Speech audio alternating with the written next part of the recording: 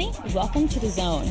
This week we're talking about standing up for what you believe in and not letting other people dictate what you do with your own life. We also have videos you don't find anywhere else. So Kemar's going to tell you about those right now. Kemar? Well, thank you, Becca. As usual, we got an off-the-hook video lineup for you. We got the Elms, we've got Newsboys, and we've got XXposed. And we've also got Krista. She's going to finish up this week's Life Zone Report, Rated X, Living in a Pornographic World. But first, we're going to kick it over to Rosie, and she's going to give us this week's video. Thanks, Kemar. First up this week is the Benjamin Gate, and they are just incredible. Let's check out their hottest video, Lift Me Up, right here in The Zone.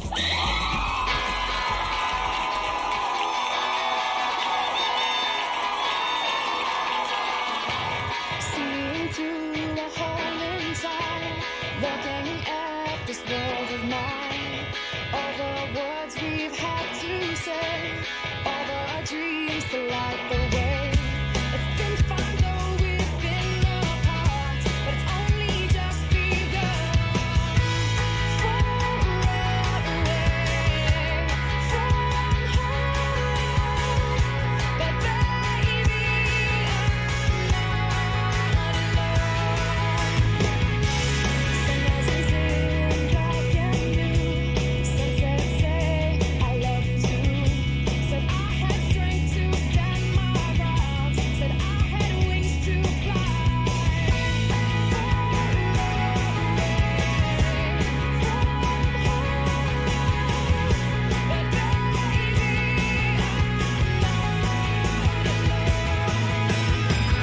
me up, turn me around, gotta get my feet off the ground. Let me up, turn me around. Let me up, turn me around, gotta get my feet off the ground. Let me up, turn me around.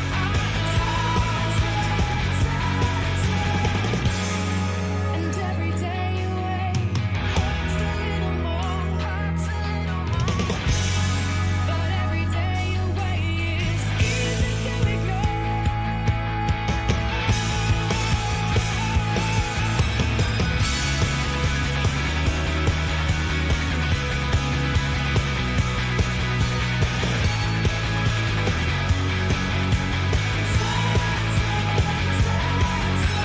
Let me up, turn me around, gotta get my feet off the ground.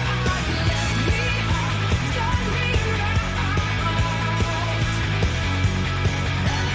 Let me up, turn me around, gotta get my feet off the ground.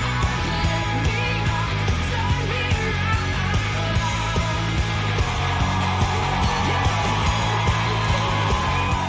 Yeah, that was Benjamin Gate with Lift Me Up. We chilling here at The Zone. You having a good time? I'm having a great time. She's having a great time. I'm having a great time. Becca, get the discussion started. Kemar, I would love to. We're having a good time, but we've got to get a little serious on you. We're talking about peer pressure. Often, we don't even want to do it. We're not comfortable with it, and we don't even think it's cool. So, Michelle, why do we succumb and do it? Well, I think a lot of it has to do with low self-esteem issues. I think most people want to feel accepted by their peers, so even if they don't like what their peers are doing, they go ahead and do it anyway. Because, no one wants to feel left out by their peers, so I think low self-esteem has a lot to do with it. And I think you're right on. I think people also choose their friendships over doing what's right many times. So, Bethany, we do it. We give in to peer pressure. What does that do to us? Well, I think that God created everyone with a certain personality, and once they have given in to peer pressure, they begin to lose that personality and begin to not be able to make decisions for themselves or even logical decisions at all because they have lost their identity and they don't even know who they are anymore. I think you're right. I think we become followers instead of leaders. We become weaker instead of stronger in who we are and who God has made us to be. And if we're choosing it for friendship purposes, if we think about it, anyone can give in and do what they're told to do. Someone who takes a stand for what they believe in, that's a much stronger friend and a much better friend. But we're going to talk more about this and about what happens when we don't give in and we stand up for ourselves. What's next for that? We'll talk about that coming up, but Rosie has our next video first. Thanks, Becca. Now it's time for our next high-impact video. Here's the Elms with Speaking in Tongues. Got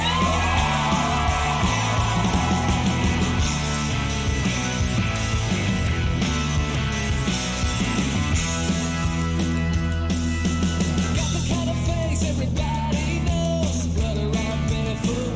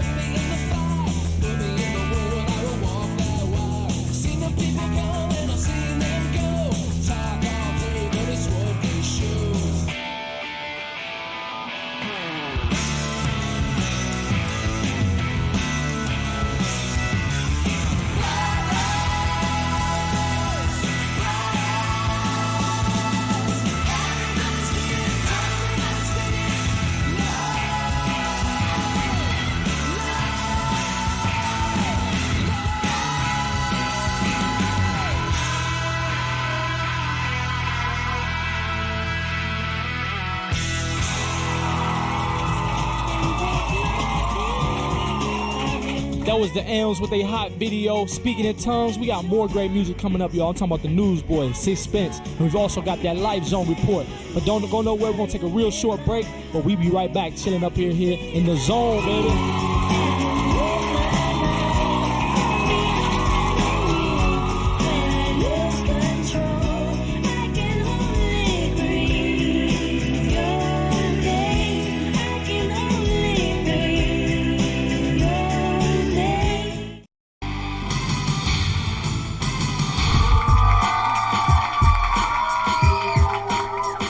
We're back in the zone. I'm Becca. I'm Kyle. And have you emailed us yet? I have. Have you really? No, I'm sorry. Well, if you haven't, you could. It's really easy. Kyle, tell them how. Well, you just go to surfthezone.com and it's like you just type and yeah, it's fun. That easy. Here's the Newsboys with Million Pieces kissing your cares goodbye.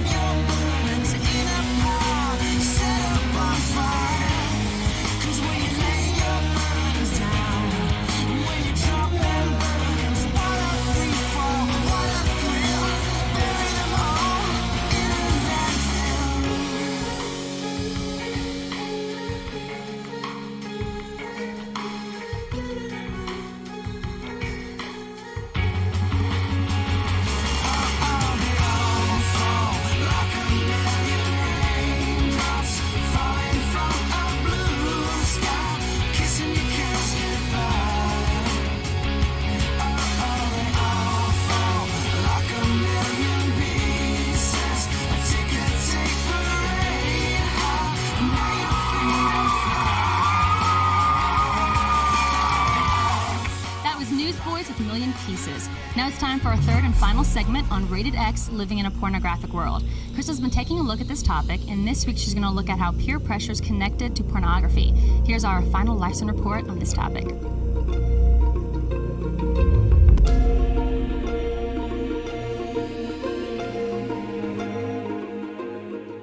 So what's the big deal about pornography? It's harmless, right? Well, in this week's Life Zone report, Rated X, Living in a Pornographic World, we'll talk to Justin and Josiah, two men who offer us a completely different viewpoint on pornography, one that isn't often heard in today's media. Well, when I was 12, some friends and I were walking down a country road, and we stumbled across a Playboy magazine. Really got involved through television and different things. We had what was called a hot box, which means we had all the channels, and so late at night I'd be watching TV and there's a Playboy show or something going on. And of course, to be honest, I mean, it was almost, we were shocked at first, you know, like that, what are these women doing? You know, it looked so stupid to us that they would get in these poses and whatever, but something inside of me just like awoke at that moment, and this curiosity really gripped me. And then it got to be at the place where everybody I knew and everything that I did somehow involved pornography or sex. And so I'm 12, 13 years old, having sex, doing drugs, drinking, got heavily involved in that whole lifestyle. You know, so that's kind of how I got involved in it. And soon after I did, of course, I wanted to start doing the things I saw. You know, every different facet, everything I could find to have sex or to please myself, I would do that.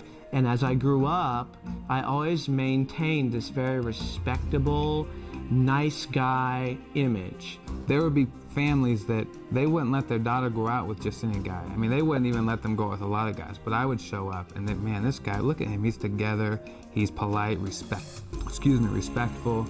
And they would say, why don't you go out? If a guy's looking for sex, it doesn't matter what he says. I don't care what he says, because I've been there and I've said all the lines and everything. And the reality is, he doesn't care about you, really. He just wants what he wants. And he knows that if he can just say the right thing or convince you of the right thing, you might be fool enough to give it to him. If a parent really loves their daughter, they would ask, are you looking at pornography? Are you, tell me how much, express to me what it means to you to have a relationship with my daughter.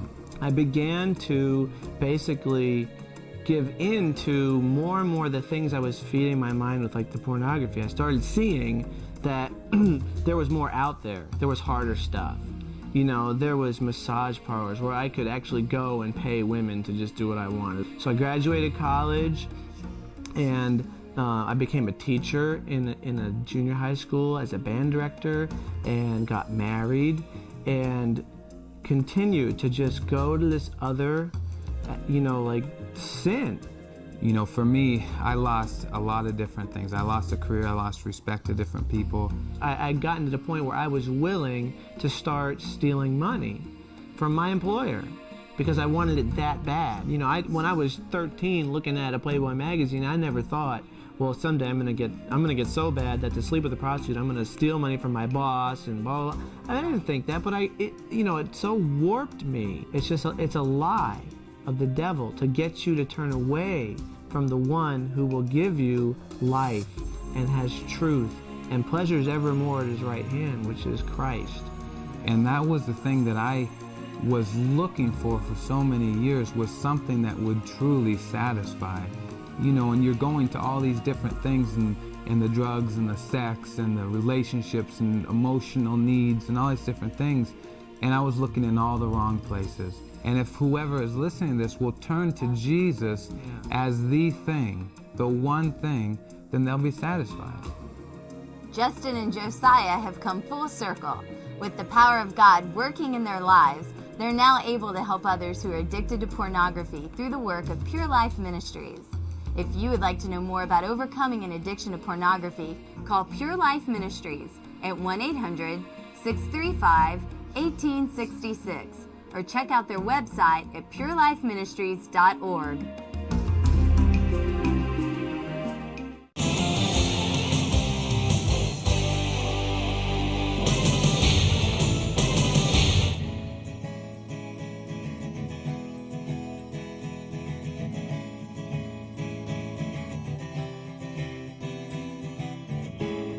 It's every day I'm in this place. I feel this way. I feel the same.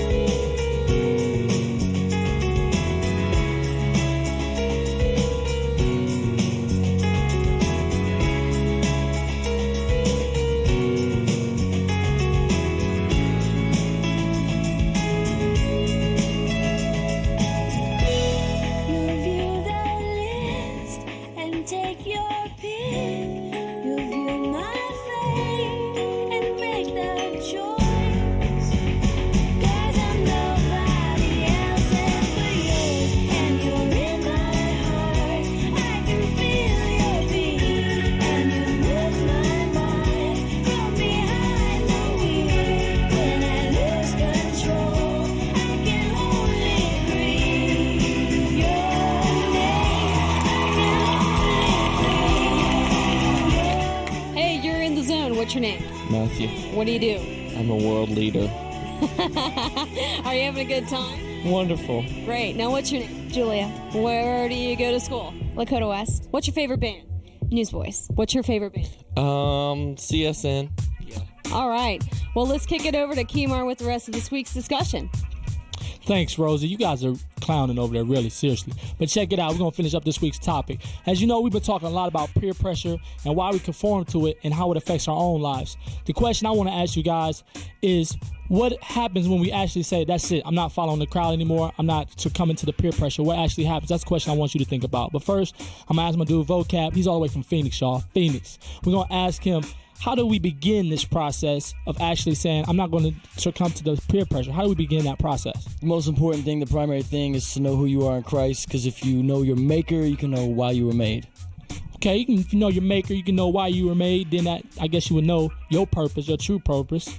Okay, but the question, I mean, how do we talk to that person who's out there like, man, I'm really ain't on the God thing, you know, okay, yeah, I go to church and all, but come on, keep it real. How do I got my dudes telling me in the locker room that I need to have sex. I mean, what do I say to that person? Well, I mean, really, without Christ in your life, you're like James Dean, rebel without a cause, you know what I'm saying? But when you switch, if you want to say, and when you have Christ in your heart, it's like you really can know who you are and you can have a reason. You'll still rebel, but it's against the world system. That's all good. So pick wise friends too. If you can't change the people around you, then change the people around you. I'm feeling that. So if you can't change the people. I like that. Check it out. We know peer pressure is a real thing. It's a strong thing and it's a powerful thing. But all we ask you to do is just think about it. And remember, you got to be a leader, because once you start making change, people start seeing the change in you, they'll start changing and they'll start standing up for what they believe in, because they say, man, somebody else doing it, I'll do it. And remember, you're not out there alone. If you want to find out more about this topic, go to the website, click on topics. But we're going to take a short break. Come right back, right here, The Zone, baby.